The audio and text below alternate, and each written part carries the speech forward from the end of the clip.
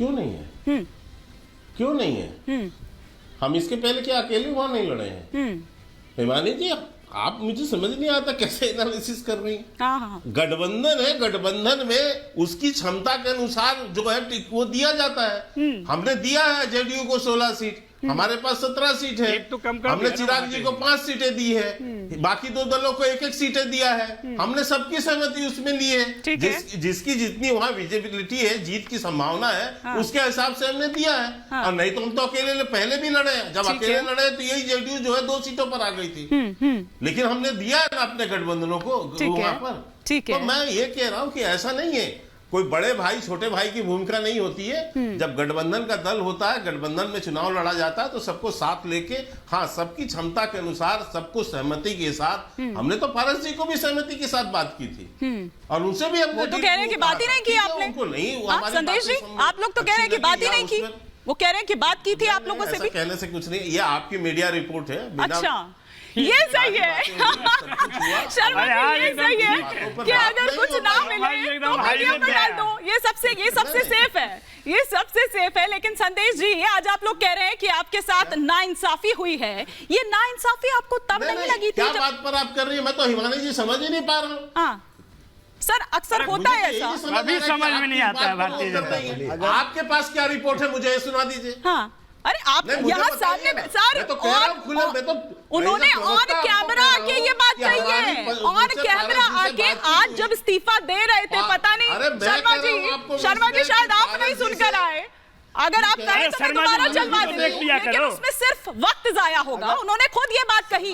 शर्मा जी, अगर एक बार संदेश जी को लीजिए। बात की होती हमारे नेता से, तो हमारे नेता को मीडिया के सामने आके ये नहीं कहना पड़ता कि मेरे साथ अन्याय हुआ। उन्होंने खुलकर कहा हमसे बात नहीं की। भाजपा के नेताओं ने हमसे कोई भी डिस्कशन नहीं किया सीट बंटवारे को लेकर। इतनी ईमानदार दल के नेता, इतना बड़ा सहयोग हमारा, उसके बाद आपने हमसे बात। मैं मान लेती हूँ कि मेरी गलती है, मैं मान लेती हूँ। आज शर्मा जी वैसे भी बहुत नाराज नजर आ रहे हैं। कॉन्फ्रेंस में कहा है, पूरे देश के मीडिया के सामने कहा है, बात कर रहे हैं। मेरे मित्र को इतनी जानकारी यदि नहीं है, यदि मेरे मित्र को इतनी जानकारी नहीं है, तो मैं उसके लिए मैं जिम्मेदार नहीं। आपको जानकारी होना चाहिए कि गठबंधन की बातें आज से नहीं चल रही हैं। सीटों के संदर्भ में वार्ता आज से नहीं चल रही है। गठबंधन के विषय में चर्चा पिछले 3 महीने से चल रही है। तो इनको जानकारी होना चाहिए। और पशुपति जी जो है लगातार कैबिनेट में साथ बैठते हैं, और आप कह रहे हो कि उनसे बातचीत नहीं होती। अरे वो खुद ही बोल रहे हैं। ऐसे बैठते थे क्या वो? संदेश जी, शर्मा जी, आज उन्होंने खुद ये बात ऑन रिकॉर्ड कही है। चलिए कोई बात नहीं, हो सकता है आप नहीं सुन पाए हो, स्किप हो गया, हो सकता है शर्मा जी, हो सकता है, कोई बड़ी बात नहीं। उन्होंने कहा होगा, वो समझे इस बात को। अरे सर, उन्होंने ऑन रिकॉर्ड, ये ऑन रिकॉर्ड है स्टेटमेंट। उन्होंने कहा है क्या? आज जब इस्तीफा दिया है तो सर ये पशुपति पारस ने कहा। ऑन रिकॉर्ड वो बोले। ठीक है शर्मा जी, हो सकता है आपसे स्किप हो गया हो, लेकिन संदेश जी, आज आप लोग कह रहे हैं कि नाइंसाफी हुई है। ये नाइंसाफी आपको तब नहीं लगी जब चिराग पासवान के साथ ठीक यही सब हो रहा था जो आज आप लोग महसूस कर रहे हैं, नाइंसाफी? देखिए, हमारे एक साथी ने कहा कि चाचा 420 हैं। हाजीपुर की जनता आने वाले लोकसभा में बताएगी कि चाचा 420 है या भतीजा 840 है। ये वक्त बताएगा। भारतीय जनता पार्टी के साथ पूरी रणनीति बनाकर जो काम हुआ, उसके इंसानियत, एक आदमी का सभ्य होना, एक आदमी का ईमानदार होना, ये बताता है कि कैसी नाइंसाफी इस देश में हो सकती है जो हमारे नेता के साथ हुई। और सबसे बड़ी बात, राजनीति में कोई भी साधु की जमात नहीं होती है, सबको समझ लेना चाहिए। हाजीपुर की जनता पशुपति पारस जी के साथ है, और माननीय रामविलास पासवान जी ने, हमारे नेता ने, अपने जीवित रहते हुए उस सीट से पशुपति पारस जी को खड़ा किया था और वहां से जिताया था और वहां से सांसद बनाया था। चिराग पासवान को जमुई की सीट दी गई थी, तो उत्तराधिकारी आप किसको समझेंगे? मैं जिंदा रहते अगर अपने भाई को अपना उत्तराधिकारी बनाता हूं, तो इसका मतलब ये नहीं है मेरा बेटा उत्तराधिकारी माना जाएगा। मेरा बेटा तब उत्तराधिकारी माना जाएगा जब मैं जीवित नहीं हूं और मेरा भाई उस सीट पे खड़ा हो जाता है। पारस जी को स्वयं रामविलास पासवान जी ने बनाया, सांसद बनाया और संसद भेजा। और भारतीय जनता पार्टी, भारतीय जनता, और सुन लीजिए भाई साहब, कभी भी चिराग पासवान के खिलाफ अपने भाई के ही हो जाते नहीं किया। कभी भी चिराग पासवान पासवान जी के खिलाफ एक भी शब्द नहीं बोला। भतीजे के नहीं हुए, भाभी के नहीं हुए, उन्होंने सरकार का सिस्टम बनने से पहले पूरी पार्टी को तोड़ना शुरू कर दिया। आप चिराग पासवान की बातें करना छोड़ दिए। भाई ने थाली का अपना निवाला निकाल कर, पासवान ने ये भी कहा कि चाचा ने उस तरह से समझा नहीं ये घर की बात। चाचा को समझाना चाहिए, असहज महसूस करता हूँ। सुनिए ना, बंगला खाली करवा दिया। उन्होंने कहा कि अगर मैं उसका बेटा होता, जनता पार्टी ने आदेश दिया था, सरकार ने आदेश दिया था, गृह विभाग ने आदेश दिया होगा, पशुपति कुमार पारस जी ने दिया था बंगला खाली करने के लिए आदेश।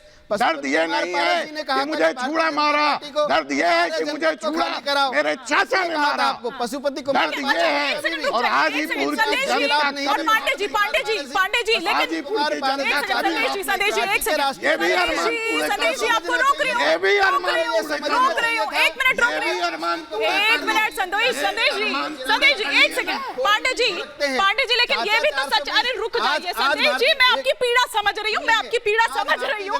पार्टी आपके साथ है तो आपको चाचा 420 लग रहे हैं। कल आपके खिलाफत में होंगे, हम हाजीपुर जीतेंगे। यही भारतीय जनता पार्टी आपको 840 संदेश जी मैं आपकी पीड़ा समझ पा रही हूँ, लेकिन पांडे जी से मेरा सवाल है पांडे जी, लेकिन हाजीपुर में पूरा, अगर एक मिनट सुनिएगा कि नहीं सुनिएगा, मैं बड़ी खबर का रुख कर रही हूँ। राहुल गांधी के बयान पर बीजेपी का हमला।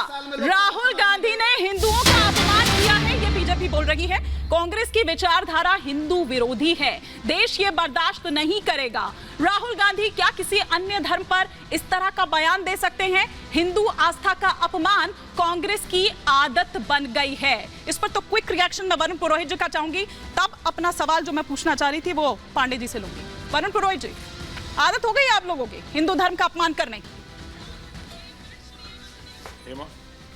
हिमानी जी, पिछले 10 साल के शाब्दिक आचरण सबके शब्दों को निकाल लीजिए, प्रधानमंत्री से लेकर बीजेपी के नेताओं का, आपको पता लग जाएगा किसका शाब्दिक आचरण कंपटीशन हो रहा है क्या? मैंने हमेशा कहा 10 साल में सारे मूल्य कितने सिद्धांत, अच्छा मतलब विपक्ष तो बिल्कुल एथिक्स में रहे, मूल्य हर चीज जो मूल्यों का पालन करे, प्रधानमंत्री नहीं करे। कैसी बातें करते हो आप? जो एक माता का अपमान करता है प्रधानमंत्री होकर के, और आप बात कर रहे हो राहुल गांधी की।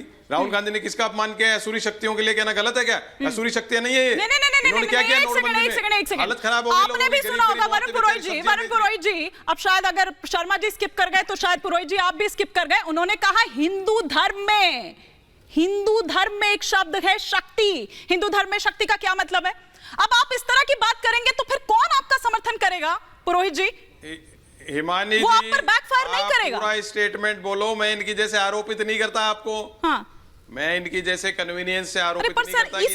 इस एक लाइन में ना पूरी अपने आप में बात है सर, इसी में आप घिर जाते हैं, इसी लाइन में आप घिर जाते हैं। जब आप हिंदू धर्म, आप कह सकते थे हिंदी में एक शब्द होता है, शायद तब आप ना घिरते उस तरह से, लेकिन हिंदू धर्म में एक शब्द होता है शक्ति। फर्क है सर, हिंदू धर्म में और हिंदी में, इन दोनों में फर्क है। हिमानी जी, यही तो फर्क है, आप मुझे बोलने नहीं दे रहे हो। शर्मा जी आप पे आरोप लगा रहे थे, उनको बोलने दे रहे थे, आप मुझे बोलने नहीं दे रहे। नहीं, आप भी बोलिए सर, आरोप आप भी लगा रहे हैं, वो भी लगा रहे थे। मैं तो ये कह रहा हूँ शाब्दिक, आप अपना काम ठीक कर रही हैं इसका। नहीं, मैं नहीं लगाता किसी पे आरोप। मेरी ऐसी मानसिकता, मैंने प्रॉपर्टीज होती है हर आदमी की, संस्कार होते हैं, जेनेटिक मटेरियल होता है। मेरे किसी घर में आपने देखा, घर पीछे बाबूजी पिताजी किसी ने ऐसे आरोप लगाए? मैं नहीं लगाता किसी पे, मैं सबका सम्मान करता हूँ। मैं अडवाणी जी के पैर छू के सम्मान करता हूँ। अब मोदी जी भी बुजुर्ग हैं, मिलेंगे तो पैर छू के सम्मान करूंगा। मैं इनकी जैसे नहीं हूँ कि गंदा बोलता रहूंगा किसी माता को, माँ बहनों। मैं नहीं बोलता ऐसे। देखिए, शाब्दिक आचरण की गिरावट की मैंने बात की है, और उसमें देखिए राहुल जी ने जो कहा है वो असुरी शक्ति, दैवीय शक्तियों के जो संघर्ष चल रहा है 10 साल में, उसकी बात कर रहे हैं। उन्होंने उसका स्पष्टीकरण भी दिया है, और स्पष्टीकरण देने के बाद बीजेपी देखिए कितनी खतरनाक स्थिति पे इनकी फ्रस्ट्रेशन पहुंच गई है। आज आपके ऊपर ही आरोप लगा रहे हैं। आज रविशंकर जी तो खैर रोज ही लगाते रहते हैं, मैं उनकी उस पर नहीं जाना चाहता। इनकी स्थिति बड़ी खराब हो चुकी है, सारे परिवारों को सर, आप मुझ पर आरोप पर और खुद पर आरोप को जोड़ क्यों रहे हैं? ऐसी होगी परिवारों को मुझ पर आरोप पर और खुद पर आरोप को जोड़ क्यों रहे हैं सर? आप जोड़ क्यों रहे हैं? कोई कंपैरिजन नहीं है, कोई कंपैरिजन नहीं है, उसे आप छोड़ दीजिए। आप अपनी बात कंप्लीट करिए जी। हाँ बिल्कुल, कोई कंपैरिजन नहीं है हमारा और इनका। कोई कंपैरिजन नहीं है हिमानी जी, मैं आपको बता रहा हूँ। ठीक है सर। राहुल